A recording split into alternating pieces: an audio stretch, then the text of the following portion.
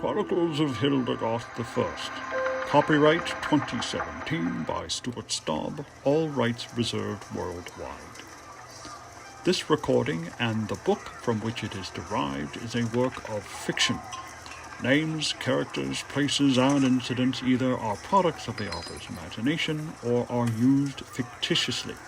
Any resemblance to actual events or locales or persons, living or dead, is entirely coincidental. Dedication. For my daughter and my brother. Part 1. Warriors and Angels. Prologue. Oh, bloody hells and gods, Hildegoth was vast and beautiful and ancient and all that. In the west were the rich lands of Rualed and Old Set, the barren stretches of sand that made up much of Chal, and the deep and mysterious woodlands of Frudosh. Other lands bordered these and were as varied as the pebbles in a stream, and we will get to them eventually. For now, much of what will be told took place in the far west and the far east in Erythai, the seat to the gleaming city of Tiniar, where all fell under the rule of the High King. No one knows who settled here first, but all agree it was the humans who arrived last. The dwarves, reclining in their castles of stone buried in the mountains, insist that it was their ancestors who crawled from the mountains to lay claim to the lands. And, of course, the ageless elves in their gentle spires along the forests and rivers would say that they had always been here and had watched the dwarves slink from their holes into the light. The brilliant and eccentric gnomes toiling in their mechanized cities, well, they were never much for delving into the squabbles of the elder, grumpy races. The humans, the youngest, brashest, and most arrogant in their ignorance of the two-footed thinkers, did manage to succeed in one obscure area. They somehow managed to unite all of these unrelatable peoples under one tentative crown. Furthermore, they made it so that any human, dwarf, elf, gnome, or what have you could ascend to such a position. This position was known as the High King. The High King was and is the highest seat of power in Hildegoth. It has been held by many mortals of both endless integrity and indescribable malevolence, and its history stretches back 1,000 years to when the warring kings of that age decided amongst themselves that, though they would govern their own lands and their own peoples, an Ultim Sovrothi, a great king, would have the final say in governance over them all. For some reason, slaughtering each other for a millennium did little to bring peace to lands that had known only poverty, war, and famine for generations. This concordance achieved it by making it clear that, for the most part, it was better to just sort of keep to themselves and not try to kill each other so much. As the ages passed, its influence grew into a ruling entity that governed more than war and irreconcilable dispute, as individual kings lost their kingdoms or passed away without an heir. Eventually, kingdoms became oligarchies and theocracies and dozens of other governments, and reason and fear of losing what position they held swayed these men and women and man-kindred to continue fealty to the High King. Mutually agreed upon boundaries, both real and imagined, may never be enough to end conflict, but it could corral it nicely. As for the throne itself, succession was by birth, but in the event that a High King was deposed or died without a son or daughter, a new one was elected in an exhaustive process that limited itself to no one. This has come to pass occasionally in Hildegoth's history, and those were turbulent times at best. There were dissenters, of course. The savage orcs of Western Marsh and the untamable gangrel elves of the wildernesses of Margus Inud would remain forever beyond the High King's rule.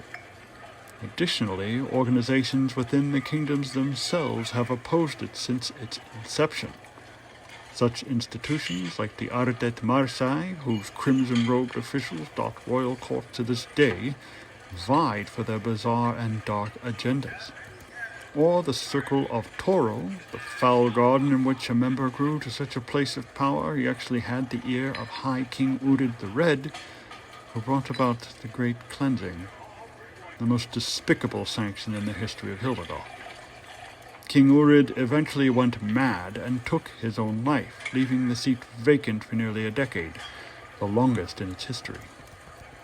The succeeding king, again chosen by his peers, was known as Merit of Marmaloch, a small mining village in northern Erythai. He was appointed by a passing noble of unknown origins and great influence at the Erathian high courts, who saw him leading a team of starving miners from the colliers where most of the laboring classes of those lands made their living. They had been trapped without food, water, or light, but Merit, the youngest of 3 children and only 13 years old at the time, had coaxed them on and led them out by convincing them that his nose could find fresh air. He had been lying, of course, but their belief in his words and character was great enough to follow him nonetheless, where cool wit and a bit of luck led eventually to freedom. This so moved the noble that he demanded the young man accompany him back to the lands of Erythai so that he could be endorsed as High King. Investigation into the young man's heritage eventually revealed that he was of an ancient line of warrior kings, dating back to the earliest settlements of Erythai. He was crowned almost immediately. He began drinking immediately after that. Many insist that Merit's ascension to the crown was the doing of the gods, for an immediate test of the young king's mettle awaited him.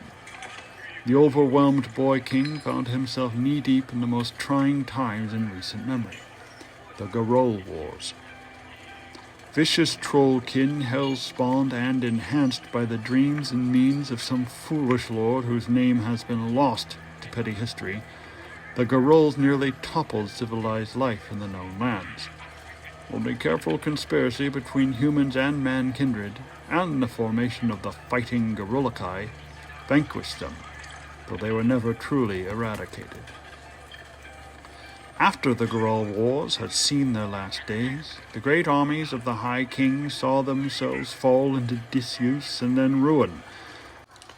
With no foe upon which to test their steel, many warriors of old either passed on as nature intended, or succumbed to the frailties of a peaceful life that has no place for their kind. Very few of them were at odds with such an existence. In only a few decades, the swamps and great redwood groves of the West fell back into the hands of the wild races, as the strongholds condensed and solidified into towering city-states under the direct rule of their governing bodies, and under peripheral, yet final, rule of the High King. Centralized and quite often self-sufficient, these protectorates paid their dues and taxes or materials according to the terms set down in the High King's edicts, though most began to do so grudgingly. Some had argued their place in such matters. Their individual governing representatives claimed that peacetime and distance from Erythai made such taxation unnecessary and difficult. The High King did his best to accommodate their demands, and, eventually, their instruments of warfare, both armory and soldier, withered and nearly vanished. Farmsteads grew in the footprints of battlefields. Grazing fields spread through tracts of ash that had once been villages. The vast flocks and packs of carrion eaters that were as commonplace as fleas and ticks for the last 30 years died off or scattered.